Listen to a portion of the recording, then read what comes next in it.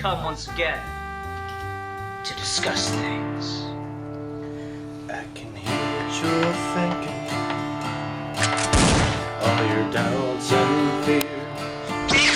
And if you look in my eye in time, you'll find the reason I'm here. And in time all things shall pass away. In time you may come back someday. Get started though. What's that? All right. Yeah. I'm all ready. Oh, okay. Well. Way to kill my hi everyone. My patented Ian Harrington 2016 hi everyone. Just welcome to this week's episode of Geeky Gentlemen. Malak destroys something. For the first time in a long time on Geeky Gentlemen, ruins a saying or a joke. And, hey, didn't you fucking miss me? I missed you. How you doing? Oh, it's like he never left. And Steve is here too. I like this intro has gotten entirely away from me. I am here too. So what do we have? What do we have here? We got a fucking... You were studying law, aren't you? I am not. You're finished. You've graduated. What are you studying? He's never studying law? I am studying economics and philosophy. Oh, that's cool. So we got 2 philosophy students and a high school dropout from Australia. Well, technically, I was thinking about this the other day. So I graduated, so technically I can just call myself a philosopher now. Oh shit, that's right. You got the MD and everything. Well, no, not the MD, but just seriously, I mean, do you have to get a PhD to call yourself a philosopher, or do you just have to have a philosophy degree? See, that's a good question, because I know you have to have a PhD to teach. Yeah, but fuck that. I don't want to teach people. I don't know anything. What can I teach them? See? I assume you can call yourself a philosopher. I'm not sure what the guidelines are. We don't exactly have, business cards. Yeah. Hello, professional philosopher. I'll ask you annoying questions about life that you don't want to hear. I'll explain to you why motion doesn't exist as you walk away from me. No, but I actually do have business cards that say Ian Harrington, professional marvel of the modern age. See, I wanted to make philosophy business cards for myself, and one of the things underneath would say, Steve Baxi, dismantler of truth. I like it. So anyway, Steve, what are we talking about this week? Okay, today we are talking about the second live-action adaptation of The Punisher, the 2004 film starring John Travolta and Thomas Jane. And the Death Wish films do not count. No, they do not count, although they are inspiration. It's weird, like I brought up in a previous video we did about Punisher Max Kingpin. It's like, man, they should just... Why hasn't anyone cut a Punisher fan trailer using footage from the Death Wish movies? And then I found out after that point that that those movies inspired the character in the first place. Yeah, it's a pretty fun history because the movie and the Punisher came out in the same year, so it was a pretty quick process. Yeah. But yeah, so we're talking about the 2004 Punisher movie. This isn't exactly relevant, but I mean, we have fairly recently had a new Punisher on screen with the Daredevil Season 2. Yeah. A series I don't know what I don't like about it, but I do not like it. I agree. I think the second season's really, really weak. It's so weird because everything about it, there are things about it that I really like. There's everything seems to be working for me. I can't pinpoint any one thing that bothers me. But I'm not enjoying it, though. It's so strange. Well, the thing with that is... why I wanted to pick this is because this is kind of my favorite Punisher thing. I'm not a big Punisher fan, so those pickings are pretty slim. It's interesting, because I heard a complaint about this, that Thomas Jane is too heroic as the Punisher, and they like the idea that... And I actually agree with that. I don't like the Punisher being a hero. I like the idea that they were kind of going with so far of what I've seen of Daredevil Season 2, where he's the bad guy. And I think that totally works. And that's kind of always been my thing with the Punisher in the comics, is why is no one stopping this guy? We have these heroes who are just like constantly angry about, oh, killing is wrong no matter what. Yet Punisher's just walking around, don't mind me, bang bang, shoot people in the fucking head. Yeah. The thing with it, hold on, 1 second. I've recently read Punisher Max for the first time ever, and Which Punisher? the first one, the first one. Yeah.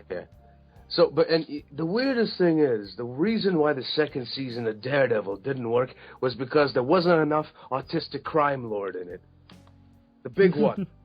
The big one that acts silly. I like that one. Oh, Kingpin. Yeah. Wasn't enough. I do not like their take on Kingpin.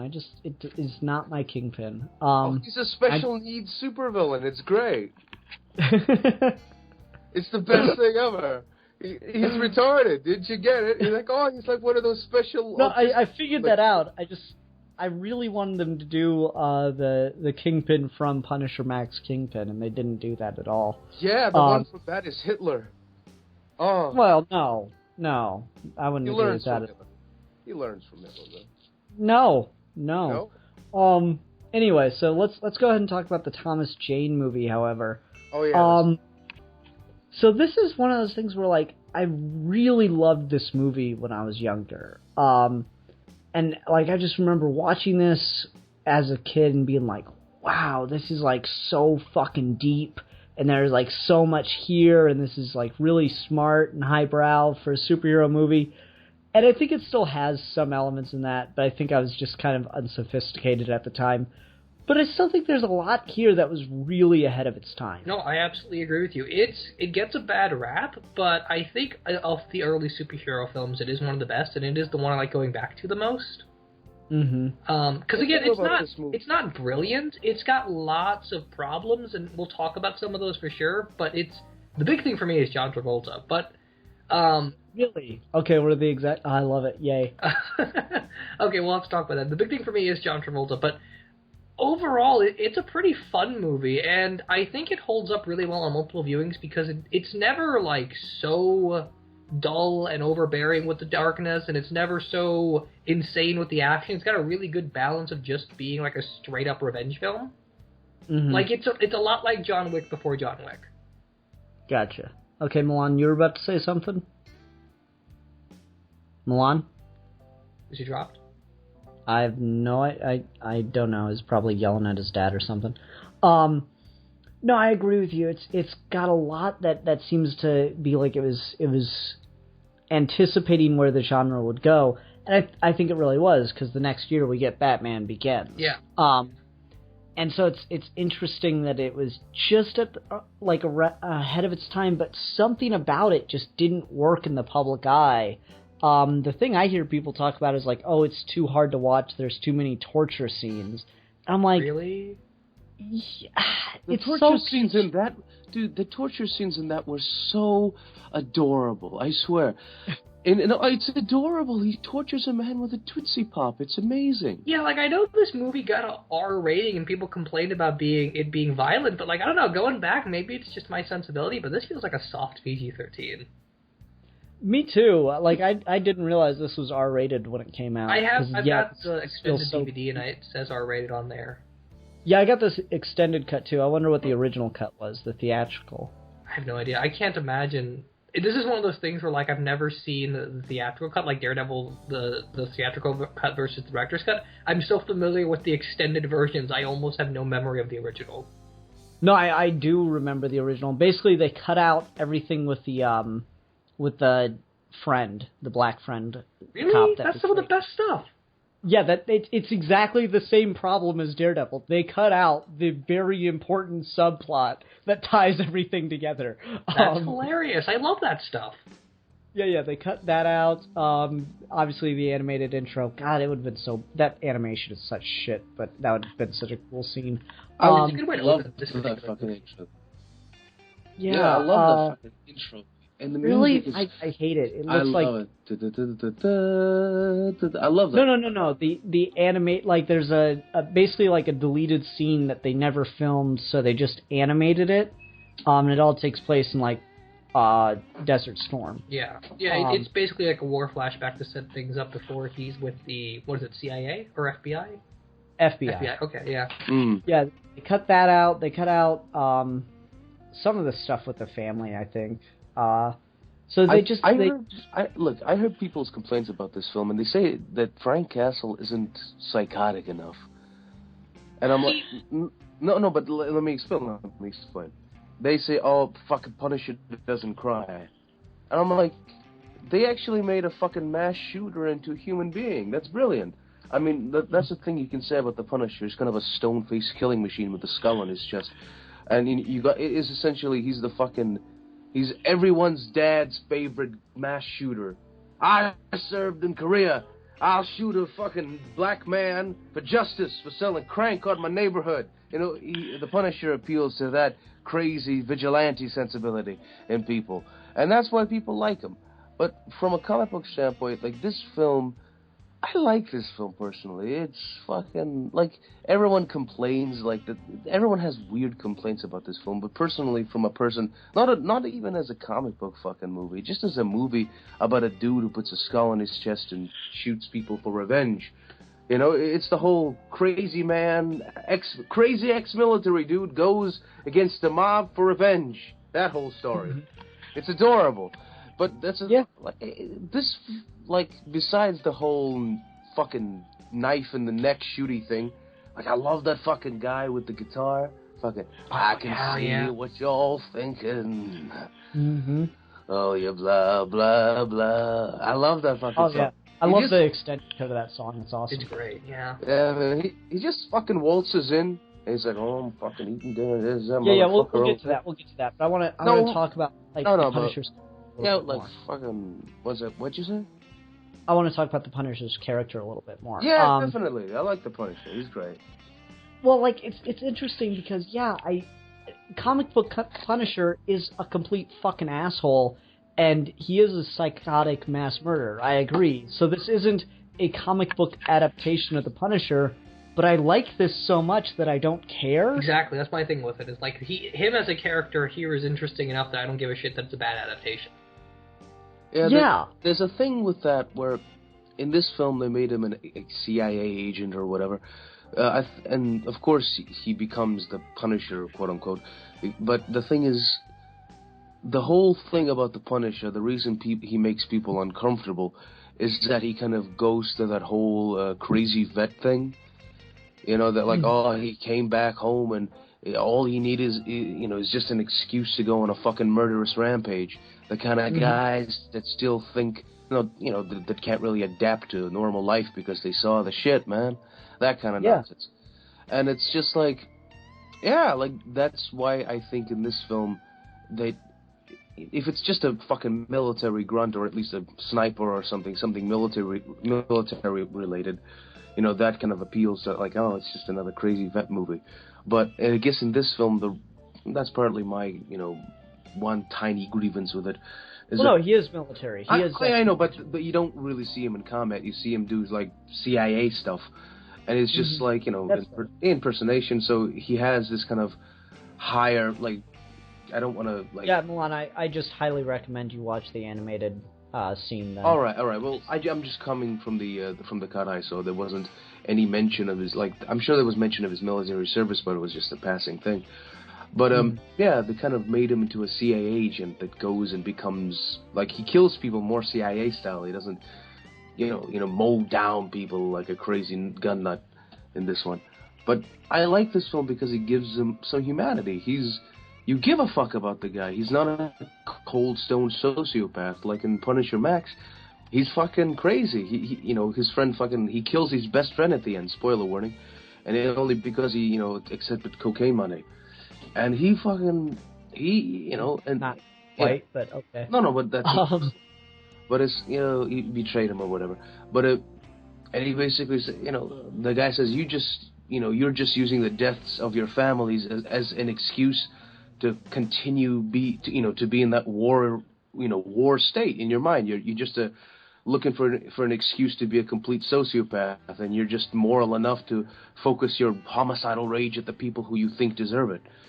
And it's just like, that's the thing. Like, is he just a crazy man? Or I read it in a different way because I just thought he was like the way he's a very moral man in his way, but in the comics at the very least he's like there's that borderline we're walking. Like, is he a complete sociopath or is there some deeper meaning to it? Like maybe he would have let his friend live, but you know he kept saying, oh, you're only doing this to fucking because you're a sociopath and you know doing it because your family died. You're using their deaths as an excuse. Well, I think that's not really brought up in this one. I know, but the idea of an excuse isn't brought up in this. I know at all. That's because in this film, you know, they give you a perfectly good reason. We give a fuck about Frank Castle because he, like, when his fucking family dies, he doesn't just go, I'm gonna fucking kill these motherfuckers. You see the motherfucker cry. You see the motherfucker lose his fucking mind, nearly go to the, you know, brimps of death. You know, you know, he's more human. He's not like just a Clint Eastwood wannabe. He's not a complete fucking cold bastard. You know, he's not the, you know, the perfect fucking soldier. He's not, you know, a biological killing machine. There's something fucking supernatural about his ability to kill people. He's just, you know, a guy who knows how to do a dirty job in this one. And he's not as violent. And people, you know, the whole torture thing is very CIA. The Punisher would just shoot at a person's arm or whatever, you know. Yeah, I don't know how I feel about the popsicle scene. It's humorous, but I don't. Yeah, it's just one of those things where, like, I feel like that is the one thing that just really sticks out about this movie because it's not like anything else in the movie. Like, you can kind of put it up there with the fight with the Russian, but still, it's like that's still got like a really dark humor, painful edge to it. Where this is just it's kind of laughably silly. I think it's like a frat prank. Well, you know? The thing with that is, I think they took that from the Garth Ennis stuff because that kind of wacky, crazy, violent bullshit is very up Garth Ennis's alley, and I think they just took pieces from the book. Like the whole Russian fight, that was just taken completely from the book. That's the whole joke of that bit. And in Russia, you know, Waldo finds you. Yes, he does, and then he beats the shit out of you. And you can't hurt him, because he's Russian. He is made of metal. You know, like the X-Men fucking Colossus? Every man is like that. Every Russian man is made of metal. You say, you motherfuckers, with your propaganda, say that we're all fucking bears on unicycles. But fuck you, we're actually all a bunch of colossal. Men made of metal. Colossi. Colossi, that's the one. Steve, what's the proper pronunciation for multiple colossus? Colossi? Yeah, maybe. Yeah. Okay. Colossus? I have no idea. Yeah. Anyway, so yeah, I do agree though. They make this so human, and Steve, you were talking about this does have its problems, and I agree. I have different problems with it than I think you do, but maybe. The conclusion I come down to on it is I don't give a fuck about the problems because it's just so emotionally real to me. No, I absolutely agree with you. This is one of my favorite comic book movies. Like, I watch it all the time. I enjoy it a lot. So, it's got its issues, but like you said, I don't really care. Like, the thing with superheroes that always bugs me is that their parents die, or like their spouse dies, and then we just suddenly have to act like the entire rest of their extended family doesn't exist. Mm-hmm. And then his entire extended family gets mowed down, and that scene and the way he's running at them, and the way Frank Castle quote unquote dies, how he comes back, and he's got that great line where he's like, "God's gonna sit this one out." Like there's the way Thomas Jane plays that feels so comic book, doesn't it? It feels really comic book, and the way Thomas Jane plays it feels really human. Like he's really grounding the movie, and I think it's a really good juxtaposition. Mm-hmm. Yeah. And it's one of those things I love.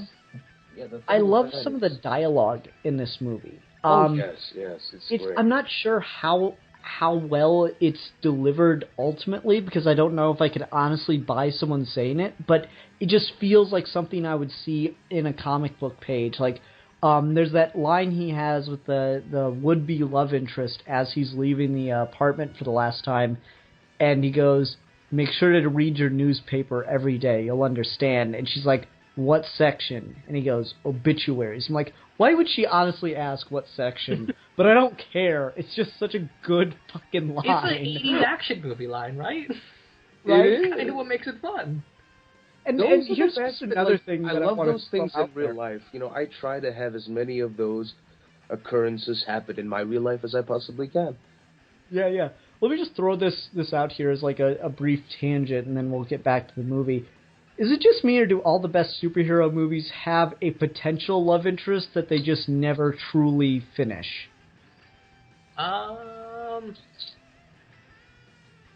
Maybe. Bitches ruin everything?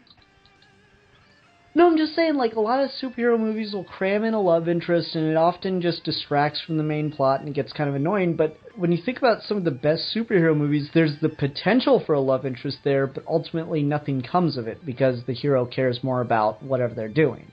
Maybe. I'd have to, like, look back and see, because I never really thought about that as a pattern. Well, it's just something I noticed in, like, two of my favorites, which is this and Dark Knight, and Begins as well. Because, like, Rachel's there, and she is a love interest, but ultimately nothing comes of it, and that makes it much more powerful than if, you know, Batman had saved her at the end of the day kind of thing. Yeah. And that's here, too. Like, the girl in the apartment is a potential love interest. Her and Frank do have some just natural chemistry, but he's too damn focused to pursue that. Yeah. That part of his life is gone. Winter Soldier has that. Superman in the movie has that. Iron Man kind of has that. With Pepper Potts? Yeah, because they don't really... In the first film, yeah, okay. They kind of have that. In Iron Man 3, there's not really a love story there. It's just already established. Gotcha. Yeah, it's interesting that works out that way, doesn't it? Yeah. I never thought about it, but yeah. It's weird, because, like, I don't know, I often complain that, like, I don't have any problem with superhero stories having a love interest side thing. I mean, that's been in every superhero comic you can name. There's always been a character that they have a love interest with, but I don't like that it's done because we feel like we have to in order to give women a reason to go to these movies. I think that's stupid and insulting to women. Well, the thing with that is, you know, it's a thing like, fucking superhero movies. Alright, we gotta fucking put a romance thing in there so you can take your girlfriend to the Man in Tights show, you know? So, like, look, the silly man that does the stuff has got a girlfriend. That's good for him. You could get a girlfriend one day, too. You know? Mm-hmm. That's the kind of mentality to most of these things. And it's adorable, you know? I'm like, good for him. So anyway, let's go ahead and get back to the story, because, like, there's a interesting parallel before and after with Punisher's character that I think really gets to it. Before and after the whole event with Howard Saint.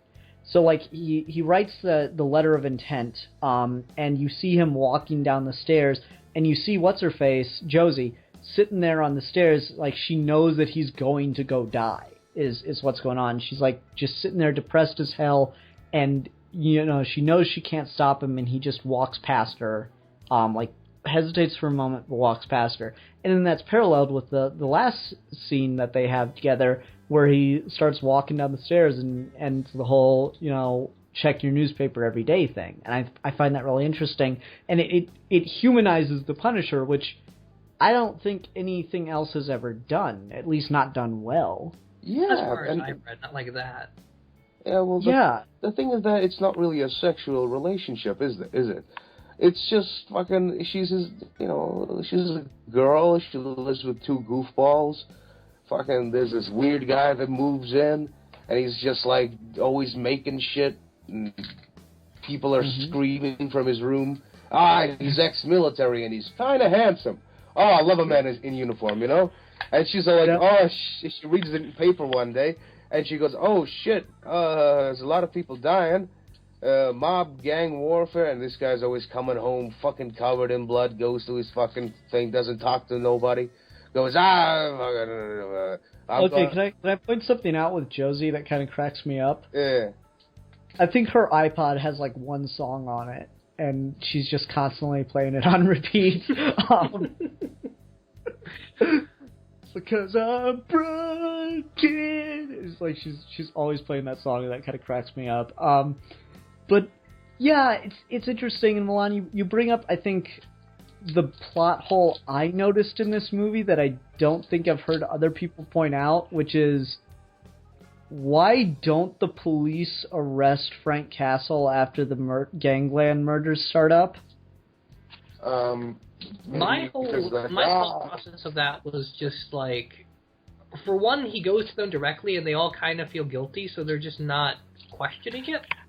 Like, the whole city's already so corrupt with Saint that I figured that they just don't care. Maybe, but it is weird. It is weird. It is an issue. He is just kind of like he just kind of like hangs out around police headquarters, and he's clearly the one with the motivation to be fucking with Howard Saint right now. Yeah, it's one of those things where, like, at points the Punisher stuff is almost kind of mythological or fantastical, so like that kind of stuff doesn't enter into it. But when you really think about it, it is sort of a problem. Yeah, like that was my biggest plot hole thing with it. Steve, why don't you go ahead and go into yours? Because I think that's a good time to transition to issues. Well, my big thing is just John Travolta and Howard Saint. Guys. I just figured it out. Why he goes to the police. I think since this is the Punisher and his whole flavor kind of comes from the early 70s, fucking early 80s, that kind of, where, society was essentially breaking down and there were pimps and hoes everywhere and all the guys were back from Korea and, like, the police was very corrupt. And I think that sense of just, like, overly corrupt, systems of government and policing kind of, I don't know, it's set in Los Angeles or Miami. So I guess I can buy it. Is the Miami police known to be very corrupt? Oh, yeah. Oh, that's good. That's good. That's good to hear. A friend of mine used to joke with me that if Spider-Man lived in Miami, he would not have a personal life, because he would just be out there fighting crime all day. So actually, believe it or not, setting Punisher in Miami makes more sense than setting him in New York in this day and age. All the Marvel heroes are moving to the West Coast. I mean, that's where they set Dexter, for Christ's sake. Anyway. But, Steve, go ahead and go into yours. Okay, so my whole thing is just John Travolta, because, see, I really like the idea of what we have here with the parallels between the Saints and the Castles, and I like this whole thing where there's almost like a pseudo deal with the devil kind of thing going on to get Frank back, to get him where he is, that Frank goes after Howard's son, and then it's Howard that goes after Frank's family and children, and so it's all very kind of modern mythology. I think all that's interesting. I think you talked about that earlier, Ian, and I like that Howard Saint's not really a bad guy or like a supervillain. Yeah, he's not a supervillain. He's just a guy doing business. So he's really wormy, and I think that's cool. I don't think John Travolta plays it too well. I think John Travolta is overly cartoony in some of those parts, and part of it's also that I think his sons come off as more intimidating than he does, and so I just don't really buy how he got to where he is. What about the scene where he... How the fuck are his sons intimidating? They're adorable. They're more intimidating than Travolta, at least, because at least they look more serious than he does. Dude, it's John Travolta, the most terrifying man on the surface of the planet, See, Look I kind of like John Travolta as an actor. The only time I've ever seen John Travolta give a performance I liked is Pulp Fiction. And he barely talks in that one. There's like that... It's a fucking Quentin Tarantino movie. Everyone talks. Because I disagree. There's the scene where he shoots the guy that was supposed to be his son's bodyguard. There's the scene where he throws his wife off the bridge, and like he's so fucking creepy and just like scary in that goddamn limo. And I really fucking like the scene where he kills his best friend. I find Travolta to be very intimidating in this movie. He is like that. It's not quite on the level of De Niro playing Al Capone in The Untouchables, but it's up there for me, where it's just like, this guy is always on the edge. He is ready to be the most violent motherfucker in the room, but he's just so composed in when he lets it out. When he's yelling at the Cubans, he's like, well, just remember, I got more guns than you. There is no insurance in this business. I don't know, man. I really, really like that I like the way he's written, and I like the stuff he does more than I like the way Travolta plays. And I think part of it might just be that I think Thomas Jane is incredible, and Thomas Jane is just a better actor than Travolta.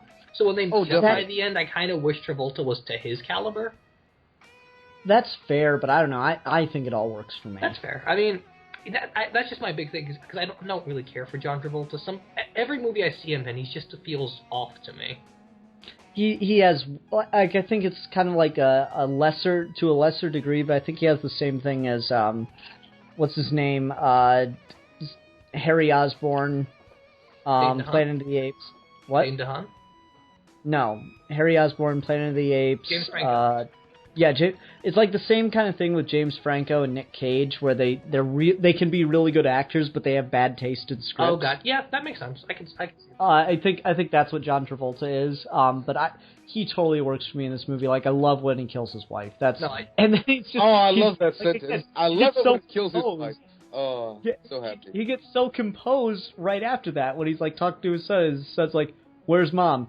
She left town. Took the train." I just really like the director talks a lot about like what he used to blend and make the script, because he wrote it and directed it, and he says that it's basically Mad Max meets Othello, and it's kind of perfect that way. Shit. That's beautiful, and it's set in Miami. Oh god, this is what you can do with fucking these goofy superhero movies. Just make it fun. Which is another thing, because as we were talking, I'm looking up reviews for this movie. Can you believe 90% of these reviews have said that the movie is utterly joyless and humorless? No, I disagree completely. I do too. It's got a lot of really funny, like, I don't know. I think the two guys in the apartment get a little annoying and just kind of ridiculous at times, but they do. But I mean, like, them and the Russian scene alone makes it so that's not true. It's fucking hysterical. Like, I love when he throws the grenade and the Russian back in. And then he like pulls the revolver and the Russian just slams a weight on it. And he just, like, looks at it, he's like, are you fucking kidding me? It's basically a cartoon for 5 minutes. I don't understand how anyone sees that as joyless. It's just because there's blood. That's what it is. It's like, no, I think the thing is the hot Farley water. Brothers. The Farley brothers actually talked about this once. Yeah. There's a scene in Dumb and Dumber where Harry throws a snowball at the woman who he's dating or whatever.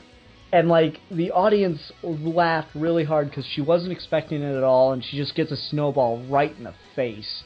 And the audience laughed really hard. But the original cut of it, she got a snowball in the face, and then, like, the snow fell down, and she just had blood gushing out of her nose. And they played those two different cuts of that scene for test audiences, and the audiences laughed their asses off when it was just a snowball, and then could not laugh at all when there was blood. That's it. There was no laughs. Like, they would start to laugh, and then the blood showed up, and then they all stopped. And see, I just wonder how much that has changed since 2004. Like, I feel like that this movie, if it was released now, wouldn't have that same complaint.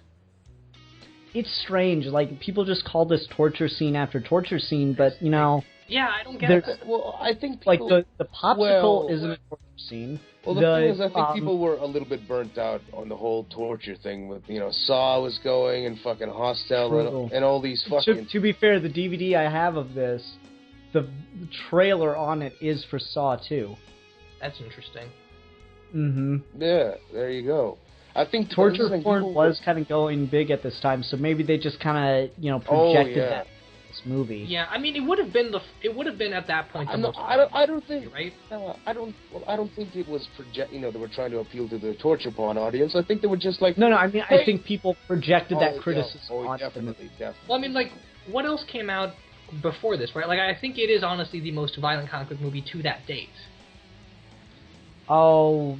Nah, yeah, I wouldn't say Spawn. Spawn certainly wanted to be this violent. Spawn was nowhere near this violent.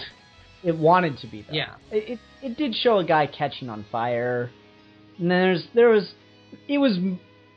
that was probably the most violent until this. The thing with Spawn, though, is that Spawn did still come out as PG-13, and this didn't. Yeah. I don't know, like, it's weird that it has that reputation, because... I mean, I think the most brutal thing to watch is the guy getting his eyebrow piercing removed, but it happens. It's not like you see it physically happen. Yeah, they just kind of allude to it. It's like the Dark Knight thing, where the violence is implicit. I think, yes, it's the suggestion of violence. Like, if you... Which almost makes it worse, right? Yeah. Exactly, that's the thing. That's the sign of a good filmmaker. If you can make the audience jump without, showing any real splatters of blood. I mean, if you show the actual thing happening, after a while you go, oh, that's fake. That's obviously some kind of makeup or a special effect. But if you don't show the act of violence and actually just allude to it through clever cinematography, that impact of that, oh shit, something fucked up is happening, will be a lot stronger because you'll use the audience's own imagination to imagine the fucked up thing. If you just show the fucked up thing, there it is. It's shocking for a little while, but there it is. But if you suggest the fucked up thing, it stays in the memory longer. It's like, oh shit, I remember that. Of comic book films, I guess I could see an argument made for Blade and Blade 2 being more violent than this, and then 1 year after this we got Sin City. So it was right in that weird sweet spot. Yeah. Because I think Blade 2 was, 2002? Yeah. And then Blade 3 was this year or the year afterwards. Dude, I love what and then The Crow. I guess The Crow is more violent. Like little kid. I remember watching Blade with my little brothers. I remember watching Blade with my little brother when we were little kids. I'm like, oh my god, it's a black man with a sword that's killing people, in a seedy '90s era nightclub thing with blood. I'm like, oh my god, it's so cool. It was great. We were like, 10 and 8, and no, how old was it? I don't know. But it was great. Like, that's the shit. Like, why don't we show children horrible, violent things anymore? That's the thing. I want to show fucking... Nostalgia Critic did a whole thing about, 80s family movies, and it was, really, what is it? Return to Oz, there's a scene where a woman, runs down a hallway with a decapitated head, and it's like, a family picture. That's the thing. There were some really fucked up stuff in 80s kids movies. Well, now I guess nowadays, look at fucking Batman v Superman. That's not a thing you'll show to your child. That's just like, hey kiddo, you want to see a Batman movie? Yeah, fucking Superman fights him, and it's like fucking killing and shit, and Batman's killing folk. Batman plans somebody. I go off on a side tangent. I saw it for the third time in theaters. But the thing. When I saw it for the third time, there were actually kids between 5 to 7 in the theater, and they had to be escorted out because Batman was scaring them. Wow. So that's interesting. Oh, that's hated. I mean, and that's not even the worst bit. The worst bit is when, imagine a little kid, little 5-year-old boy, I love fucking Superman and shit. Not everyone stays good in this world. Oh shit! Steve, you want to find I figured out the best way to depress people when something that's property based comes out. It's bad. Dude, this is what this is. It's like having a Jesus movie. No. Let me say. Trust me. It's having a Jesus movie and having Jesus go, you know what? Not everyone can be redeemed, and he just fucks off. And I'm like, to a little. This is like Superman is like, Jesus to little kids, and you're like, hey, not everyone stays good in this world forever. I'm gonna go kill Batman. Yeah. No. Steve, I've got something ultimately more depressing for you related to Batman Superman. You ready? This is going to be somebody's first Batman and Superman. Oh, God, that's awful. Right? I did that to Bill last night when we were talking about Kong, King of the Apes. That's somebody's first King Kong. Fuck, man, I started watching that. Don't say that. Don't say that.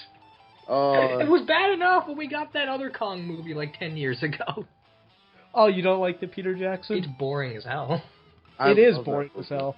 I can't tell you if it's a good or bad movie because I keep falling asleep. What, it's all the CGI? Probably not a good movie then, Steve. I don't know, I liked it. I would say that, but I don't think I've ever finished it. So, you need to watch a fan edit of it. Maybe. That would probably help. Anyway, back to Punisher. Yeah, I don't know. I don't know where the reputation comes from. I think it is people projecting things onto the movie that aren't there. And I think, to be fair, the Dirty Laundry fan film they made after this is ultimately more worthy of that dark and overbearing criticism than this is. Yeah, but I mean, that was because they wanted to make something more comic book Punisher. Yeah. And Thomas Jane just really wanted to play the role again. Yeah, and it's really good. What I like about Dirty it is, Laundry. it's a natural extension of. It's like, Yeah, what if this yeah. guy has been doing this for 10 years? Yeah. Which, by the way, I wish we got a sequel to this. I really think they could have done some interesting stuff there. I don't know why we didn't. Like, why didn't this... Did it just not do It well? didn't do well at all. It didn't do very well at all. Opening weekend, it came in at, like, second. So, like, it already started pretty badly. And then the reviews were just awful. Like, Roger Ebert said it gave it, like, 2 stars.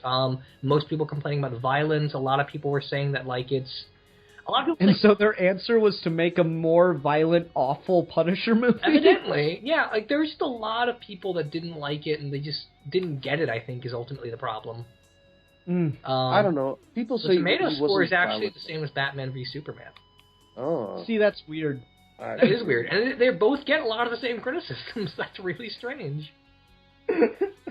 I mean, I don't understand. Like, what are you expecting? Oh, the guy that dresses in black and shoots fucking criminals in the face. Oh, that's violent? Dude, he's a psychopath. He's a fucking mass shooter made superhero. What the fuck? What are you expecting? We're adapting a character whose origin is that his entire family is killed, and so he goes out and kills everyone. Like, I don't understand why we can't just run with that premise and how dark it needs to be. Yeah. And even so, this isn't that dark. No, Yeah, not at all. Let me use this opportunity to go into something that I've been thinking about lately. So every time I talk to Alex about The Punisher, we always come down to, God, I really want Martin Scorsese to direct a Punisher movie and just do it like Taxi Driver. Yeah. And so here's my idea based on a little, like, factoid that probably isn't true, but it's like kind of a soldier myth. They say that if you spend 100 days in combat, you are insane at that point. And it's like there's some scientific reasoning. If your brain is just constantly being flooded with adrenaline and stuff, it imbalances itself after that long.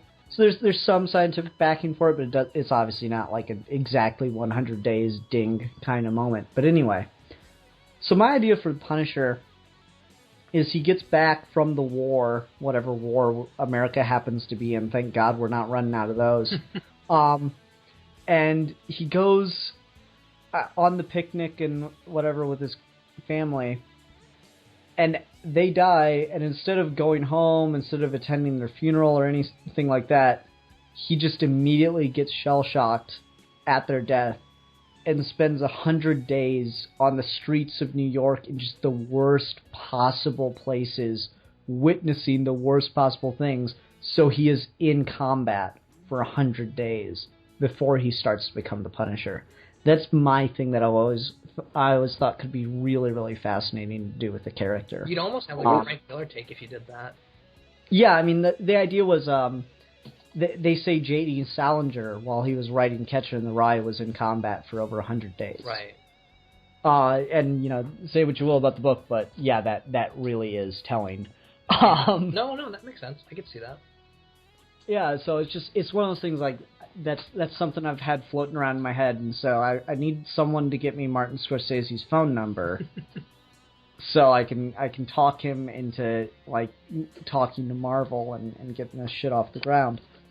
Just make a Netflix TV series of Punisher and have him adapt that plot for 13 episodes. I figured that would be the best format. Yeah, that'd be fine. I don't know. The thing about the Punisher is that that's the thing. When his family gets killed, he kind of immediately jumps to revenge in the comics, at the very least. In the Punisher Max series, they said he just uses those events as an excuse, and that's kind of the moral. Oh, in the other Punisher Max series, he set it up. He subconsciously set himself up to be in that situation. Like, if you look through the Punisher Max series, the one with the Kingpin and Bullseye and all that stuff, like, they'll do flashbacks, and there's, like, newspapers that talk about gangland stuff going down near this park, and how there's been a lot of shootings at this park lately, and how he's getting more and more distant from his family, and that he never really came home and stuff, and how he needs to put more effort into trying to be the father that they need and stuff. And so one issue ends with him telling his wife, hey, let's go to the park as a family. And so he did it because he needed combat, which is just like he subconsciously did it to himself, which is even worse than he uses as an excuse. He gave himself the excuse. Yeah. And that's the terrifying part. I don't think the Punisher is any real kind of hero in those books. It's just like the fun and part. I don't think he's a hero here either. No. The fun part about the Punisher is seeing how people react to such a thing in their environment. When you have somebody who has the military training, but who's just lost their fucking mind, and whose mind still exists outside of civilization in those fucking sand wastes, fighting the sand people, for the glory of the American Empire. Yeah, for the glory of the American Empire. And he sees children dead and fucking villages burned, and the true horror of mankind splayed open like a horrifying corpse made of 1,000 other corpses. And he comes home, and he goes, how the fuck can you function in peaceful, average society once you saw what civilization can deteriorate to? He must, like a man who sees with those eyes must see the fragile nature of this whole thing we call civilization. Like, he sees problems, crime, and he says, well, if these motherfuckers were doing this in the sand wastes, I'd just fucking shoot them. Well, you can't just shoot them. We have to leave these people for the police to handle. Like, well, no, I can do the job better. And these men have wronged me and my family. They have taken mine. The glory that, my heritage, they took everything from me, so I wish to claim my revenge on these people with my own two hands. I don't care if I... That kind of gets into the idea that he has of natural justice in this movie, doesn't it? Yes. It's just like, that's what you used... Like, it's kind of that Hobbesian idea of, oh, well, we're all capable of killing each other, but society is agreeing to give up that right in order to benefit from other things. So if we just all agree not to kill each other instantly for any kind of transgression or for any, like, base desire, then we can benefit from it. And Punisher's like, no, that is the natural justice. When someone does something that offends you or you want something from someone else, you murder them and take it. It's like that natural evolutionary idea of survival of the fittest kind of thing. It's like a cancer cell. You know what it is? You know what it is? It's like a little white blood cell that goes off and fights the cancer, and then after the blood cell is developed to be the optimal antiviral thing, and then it goes back into the petri dish with the normal cells, and they're all average cells. This other cell is kind of nuts. And that's how he affects the entire petri dish. His overdeveloped nature of violence fucks everything up. I've talked to soldiers. Yeah, I've talked to soldiers before. I remember my senior year, like a student who had graduated the previous year and joined the Marine Corps. He came to school to visit one of our teachers, and the teacher invited him to talk to the class. And this was during the 2008 election. And someone asked him, so who are you going to be voting for? And he goes, well, it's pretty obvious. One candidate wants to continue a war and one wants to stop it, and the American military just trained me to want to kill people.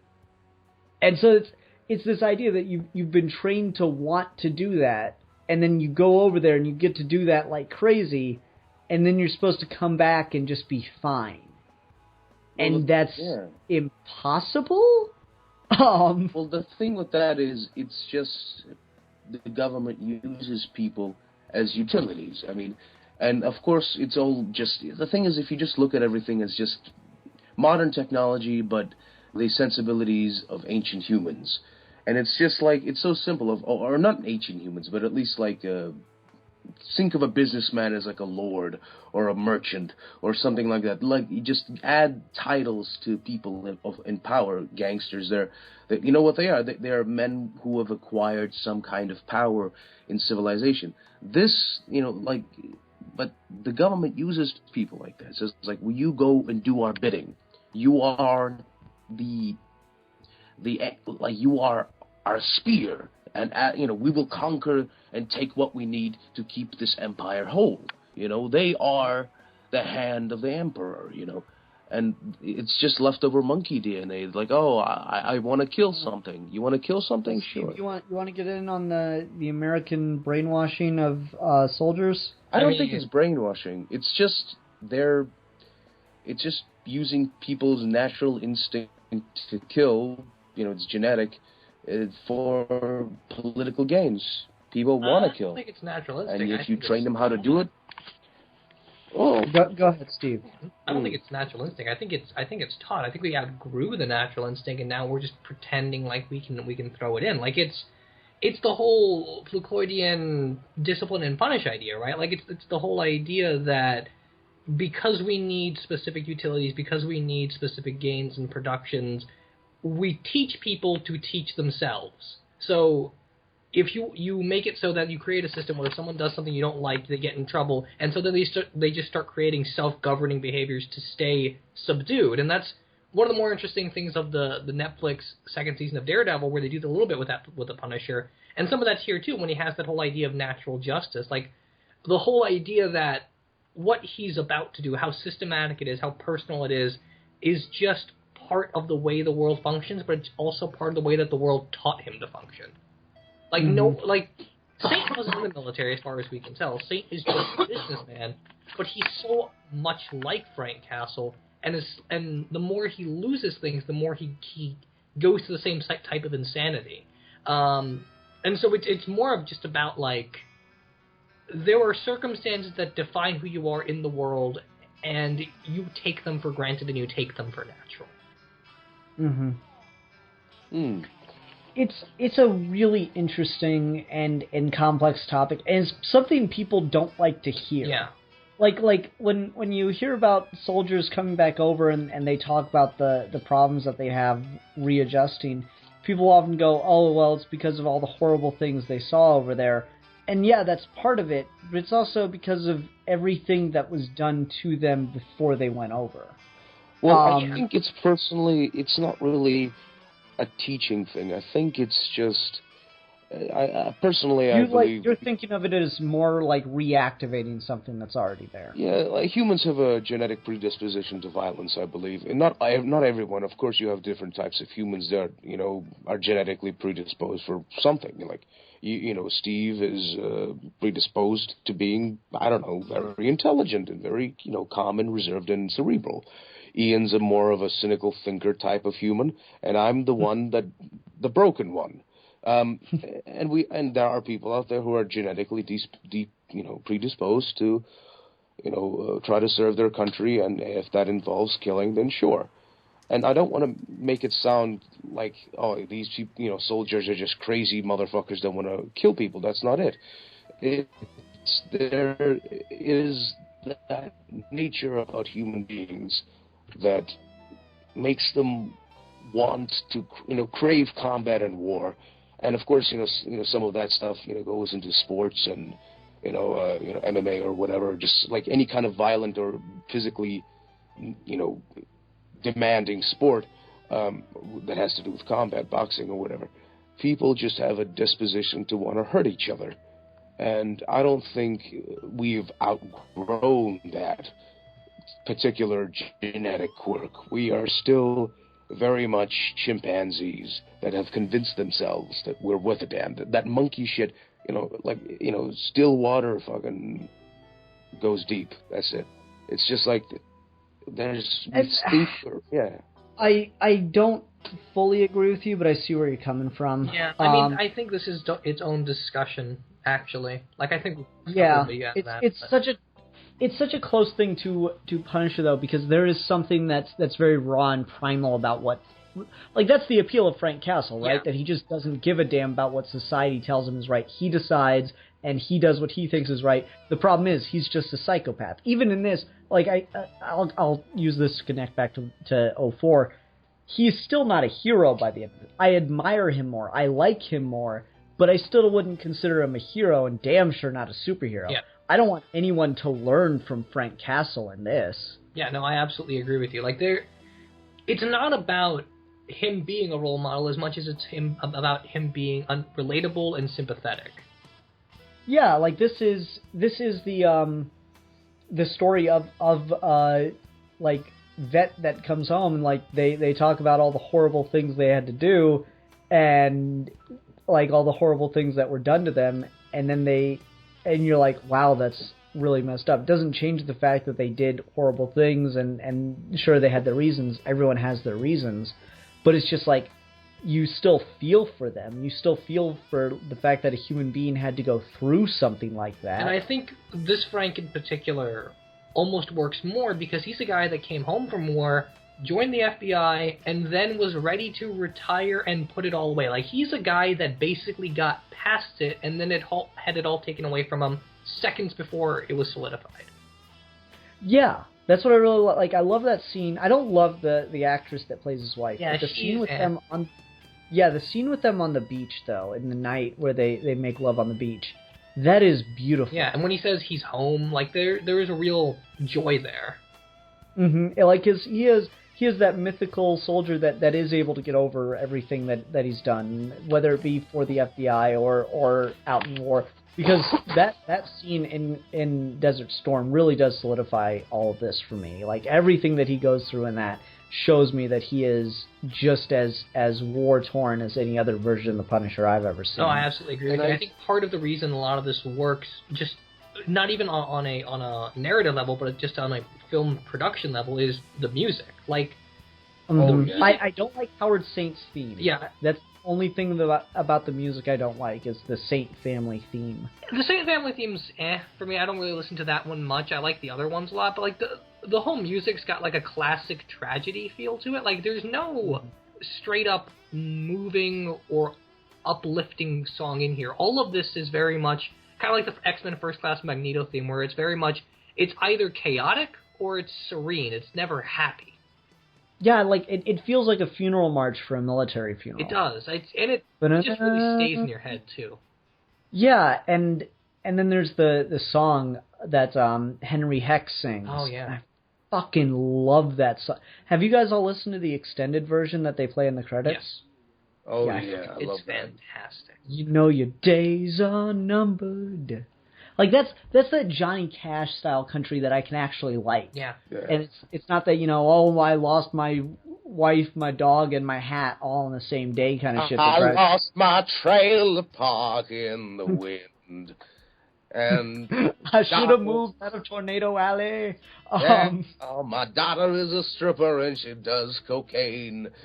Just because I don't think I'll ever be able to talk about country music and its roots with rock and roll on this show ever again.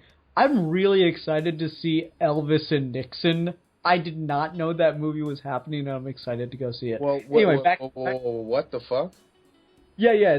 Look up the trailers for Elvis and Nixon. It's going to be really fucking amazing. But it's a great song. I love the line in the extended version where he says, "You can outrun the devil, but you can't outrun the sands of time or the hands of time." Something like that. Aren't you jealous that they never got the whole Fox-centric, Marvel universe off the ground with this? A little bit. Because could you imagine this version of Punisher and Ghost Rider together? Could you imagine this version of Punisher and Ghost Rider, and just along with that, it'd be really interesting to see if you could put Daredevil in this too? Yeah. Like, I think the Ben Affleck Daredevil would have been perfect to play off of this Punisher. Right? It's like, it's weird. There's an alternate, Alex and I were going over, like, Owlman from Crisis on Two Earths and his, like, whole infinite Earths thing about, like, different comic book universes. Like, in this universe, the DC universe started with the Christopher Reeve film and Michael Keaton. And it's like, and in this universe, Ben Affleck is still Daredevil, Thomas Jane is still the Punisher, and Fox is the one producing the Marvel Studios universe. The X-Men films are actually considered the worst. I would love you could just do that all day, man. I would have loved to see more into this tone specifically. I don't know what this director has done besides this movie, but I kind of want to go back and look at it. Yeah, there's so much about this that works. Like, just the idea of having a musician come in to play your villain just to get a really cool song is such a ballsy move that I don't even think anyone would try to get away with today. No, I don't think so. And part of it's also just, this movie is paced so well. Like, there's there's never a dull moment. There's lots of talking, there's lots of action, but everything is balanced. Yeah, like, when they're talking, there's suspense. Yeah. And it has, like, I don't know what you'd call this. It's got to be the name. There's got to be a name for this trope. Brian Azzarello, I think, has made a career out of it, which is double entendre speaking, like, for a reference that not both characters get. Because Frank has that with his friend in the FBI. He's like, oh, I'm gonna go smoke some cigarettes. And his friend goes, you don't smoke. And then it cuts to the scene where he blows up the cigarette boat. And so it's just like, you know, I don't know what the name for that trope would be. But like I say, Brian Azzarello has made a fucking career out of it. Because if you read his stuff, it's just filled with dialogue like that. I don't know. Just I love dialogue like that really hits for me. Yeah. Didn't he write this as well? No. Azzarello did not write this. The director wrote this. The director of the movie also wrote it. So pretty fucking good. Like I don't really understand why people hate this fucking movie so much. It's a fun fucking flick. I really don't get it. I know lots of people that say this is one of the worst superhero films ever made. I don't understand. Yeah, I really don't. Like, really you don't. can not like it all you want. I just don't know what the problems are, really. Yeah, it's one of those things, like, I have such a hard time with that when people tell me, like, this thing sucks, and then they'll give me reasons, and I'll watch it trying to understand that argument, and it doesn't process for me. I have that with so many fucking movies.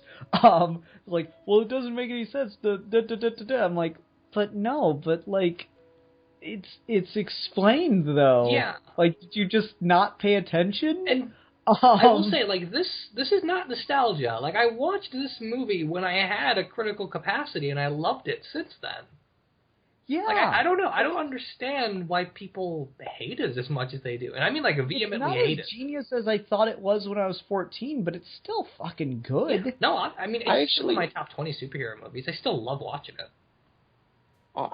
I actually watched this fucking film not too long ago with my dad. I fucking got a Russian version. Like, so I'm watching the Punisher movie in Russian with my dad, and oh my god, the song in Russian is the best. I was just like, oh my god. Oh, man, it's amazing. Like, it's. I'm surprised how well. Actually, no, I don't think they changed the song. I think it was just the same song. Never mind. Yeah, well, I was wrong. Yeah, that's what I like to do. I just amp up. You like to raise my hopes and then dash them. You dashed my hopes most thoroughly, sir. Oh, yes, I enjoy that. I enjoy when you talk like that. It's delightful. But anyway, fucking Steve, our dear Indian compatriot, how are you? Good. Okay, let's keep talking about the movie now. All right, man. That's cool. We mentioned most of the lead actors and such, but I do want to talk about some of the side actors, just because they're kind of hit and miss.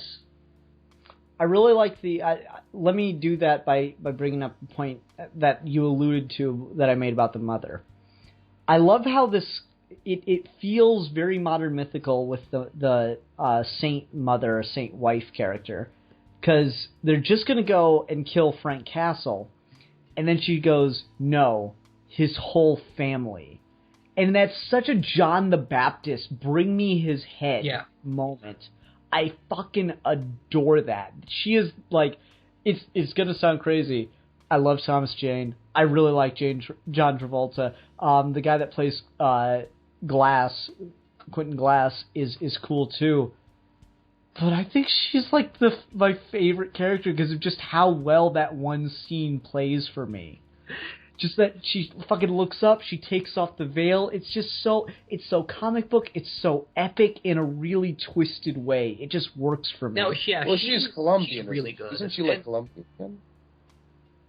I have no idea what her... Like, she's obviously Hispanic of some sort. I couldn't tell you. Yeah. I have no idea what else she's done. Yeah, that's it. Oh, of course.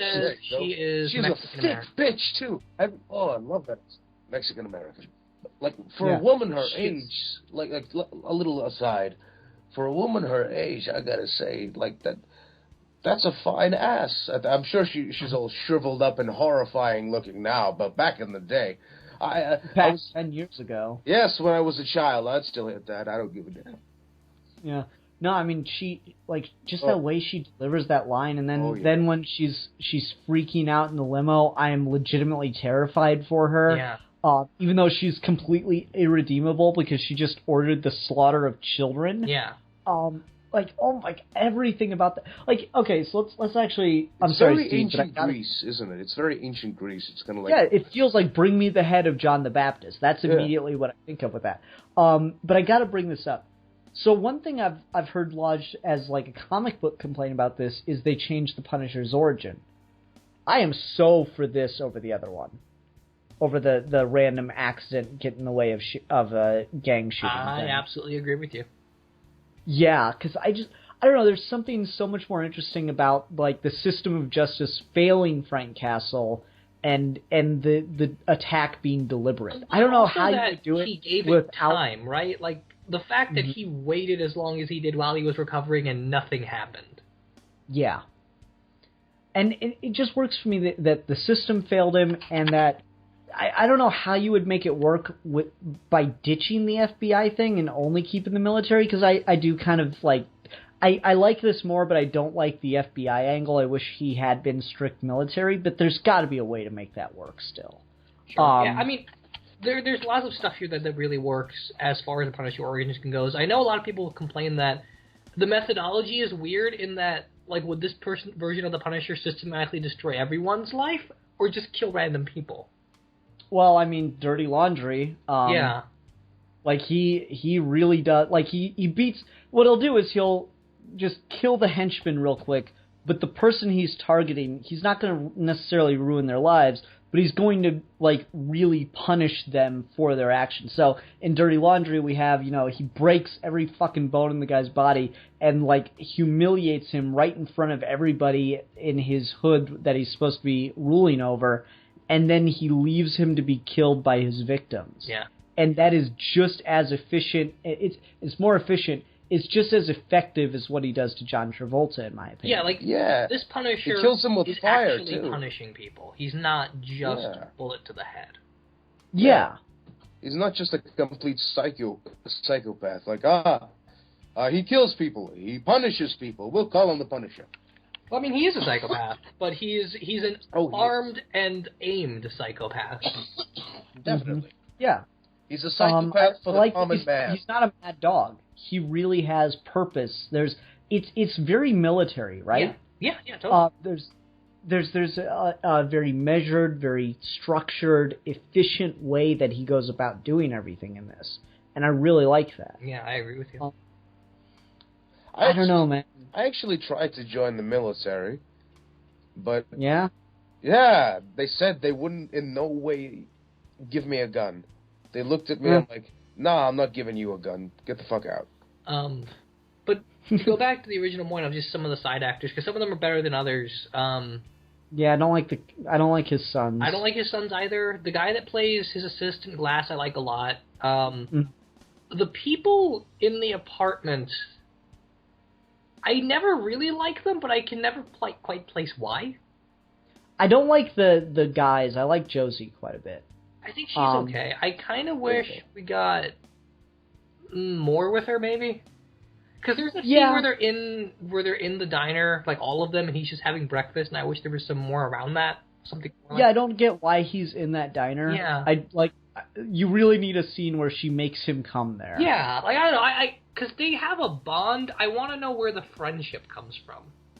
Yeah, because it is a little awkward that what's his piercing head decides to go through torture for Frank, and his whole reason is because you're one of us, because we're family. I'm like, really? Like, what has he done for you guys? Well, the thing is, if you look at their situation, what are those two guys? How old do you think they were? In their fucking 30s, early 20s. The girl looked like pretty young, so of course they're in this barren fucking apartment building, and they're both kind of, one's a fucking pierced-faced video game addict, the other one's a fat homosexual, and you got the girl who obviously she looks fucked up, she's like, you've been around and done some horrible things you're not proud of, dear Lord, life has basically butt-fucked this poor girl.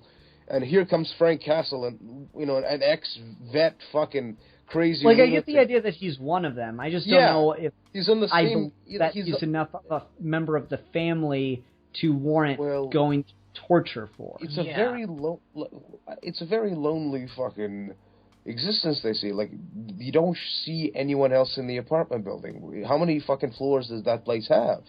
I mean, we only see 2 floors, so these are the only people. Yeah, what's up with the neighbors downstairs? What do they think about Frank's antics, huh? Where's my explanation for that? Maybe that's just all the people that live in that fucking building, and it's just I can kind of buy some of that on like a more fantasy, mythological level, but at the same time, considering how human Frank himself is, it would have been nice to like level with those characters. Yeah, I just think I agree with you, Steve. They just need more time with them. Yeah. But at the same time, I don't like any of the actors enough to really want more time, except for Joseph. Yeah, because that's the thing. If by adding even one more scene with them, you kind of ruin how perfectly paced the movie is. So it's a conundrum. Do you really need it? Mm-hmm. I just figured out what those fucking 2 weirdos and the chick were there for. I think they were the target audience of this film. Like, weird fucking video game addict and the fat homosexual and the girl who has a boner for fucked up ex-vets. There you go, with dark pasts. There you go. That's the fucking audience that this film deserved. We mentioned this before, but the woman that plays Castle's wife isn't great. Yeah, she's just okay. The son, like, the kid's, I imagine, doing his best. Yeah, the kid's the kid. I guess that's fine. The guy who plays his friend on the police force I like a lot. Oh, yeah. He does, like, I love his death scene. He's like, I can't do it, Frank. It's like, you can do it. He's, like, just Punisher sitting... Again, this Punisher is a psychopath. This Punisher is still a horrible person. I mean, he goats someone into suicide. It's like, this is the only way you're going to keep your honor. Yeah. It's like, no. Frank should have had to kill him, too. But the fact that he goats him into it is his punishment. I'm like, yeah, that's really, really intense. It is one of my favorite scenes, yeah. I guess you could call him a psychopath. Like, and I don't know, like, from the perspective of people like that who have served and who I haven't served personally, but I had a few members of my family. My fucking stepfather served, and he's fucking crazy. But it's. How can you expect a person to function on the same level as you when they've been out there and done that shit? I mean, no, you can't. And that's the thing is he is like that's what happens to you. They make you less than human in a way. They rob you. Well, that's the thing is we are only given the right to be human because we live in first world societies. I mean, if we, that's just how people are. When you go to fucking, like, I live around here, fucking there's a shooting right across the fucking drive, fucking kids, fucking this and that.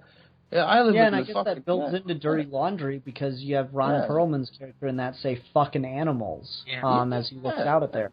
You got a point there, That's man. how I'll the give you police that. fucking Like, see. your humanity is a privilege. I'll give you that. Yeah. Yeah, that's the thing.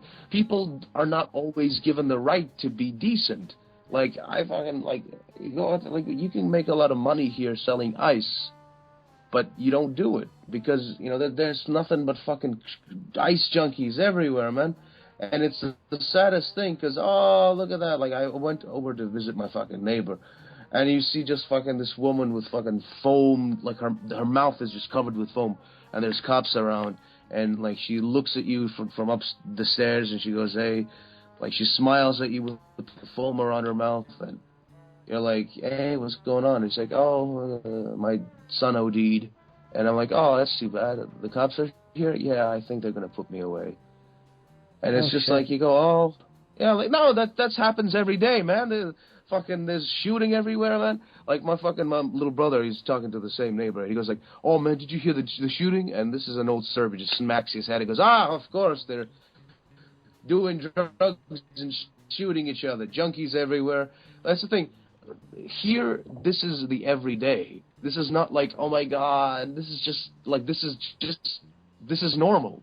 This is normal. And when people do that and go and see other things and see that society can break down, and that the only way you can survive is by getting your shit together and grabbing life by the throat, because society can fall apart at any second. And that's the crazy part, you know. You go to certain places, and like this place where I live now, this used to be a huge fucking child prostitution rig around here. When I was a kid, there was this area, fucking Warwick Farm, was known for fucking child prostitution. It was known for it. It was famous for it. You want a child prostitute? Go down where Milan used to live. And it's just like, they cleaned this up. It's getting gentrified a little bit, but it's fucking, but there's still junkies here. Everywhere. Is that why you're living there? Because you're a hipster? I'm not a hipster. I'm poor. It's a joke, Milan. Calm down. Hipsters have money. How dare you? I wish I was a hipster. Fuck, I don't have to fucking worry about rent. Fuck you. I wish I was a fucking hipster. God damn it. But anyway. Where was it? But anyway. There is an interesting idea there, and that humanity is a privilege, and I would agree with that to a certain I wouldn't consider Frank a psychopath. I still would. I still think that, he has the opportunity to move on from that. How? His entire family was slaughtered. Yeah. I don't think any reasonable person would, but he does have that scene with, God damn it, what's his friend's name, Steve? I keep blanking on the name of his... The cop guy? Yeah. Jones? Henry? No, I think. Yeah. Anyways, like, he has that scene with his friend where he's like, I'm going to move on. I'm going to go somewhere else. And his friend asks him where, and he goes, I don't know yet. He has the opportunity to leave. There's nothing that's forcing him to be here. He has the opportunity to move on, but he won't allow himself. The tragedy is just too much for him, so he does decide to give up his humanity still. He could have... Howard Saint, as far as he was concerned, their score was settled once the dude's family was gone. Nothing made him go back and get them, but, how couldn't you is kind of the thing. It's like, Jimmy. how could Jimmy's you let that happen to yourself? Yeah. He has that scene with Jimmy where he talks about how he's going to leave.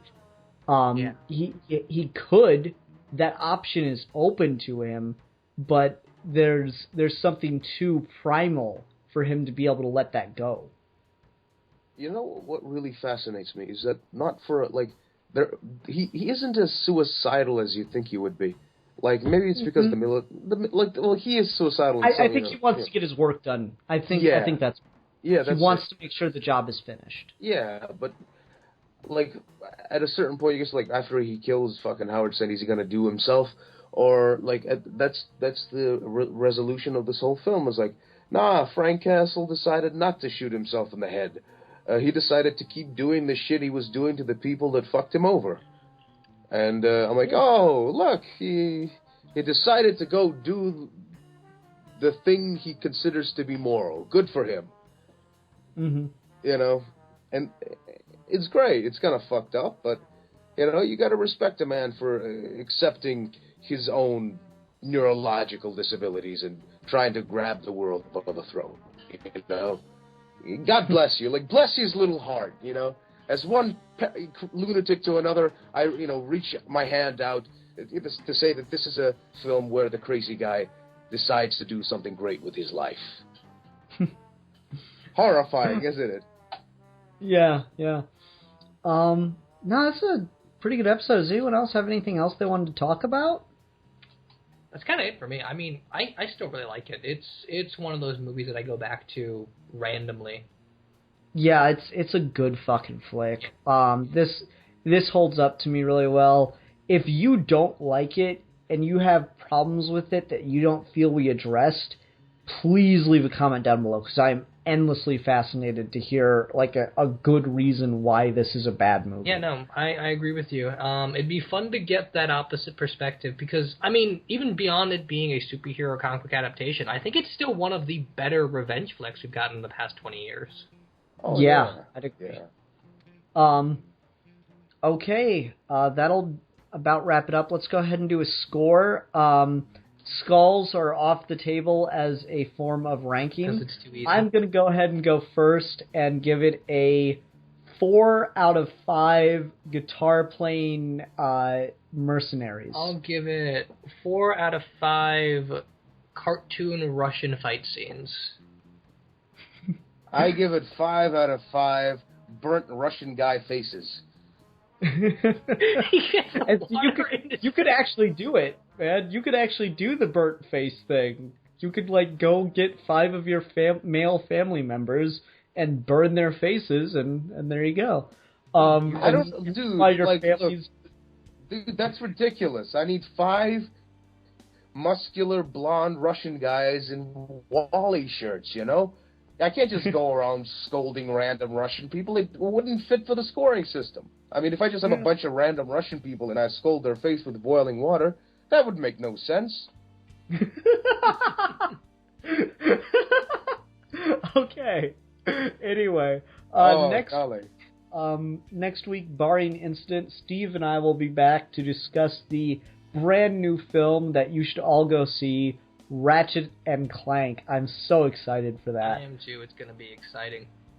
Yeah, you're excited because it's going to be exciting. Yes. That's exactly. Yeah, that'll be fun. I've been wanting them to make movies out of those PS2 era characters so bad for so long. And if you're doubtful, go watch it. It's got a massively awesome cast.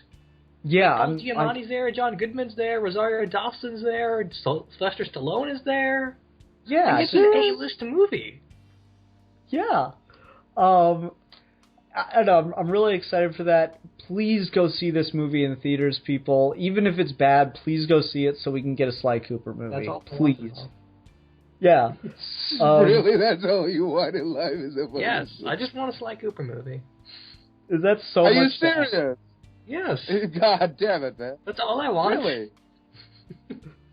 That's okay. Wow, are you sure you're not a Buddhist? God damn, man. That's the one thing you want in life? God damn it. I respect you for that. God damn it. That is some, like, Buddha would be proud. Yeah. Anyway, everyone, thank you very much for watching. Until next time, I'm the philosopher. I'm the politician. And I am the madman. And we are your geeky gentlemen, and we will be discussing things.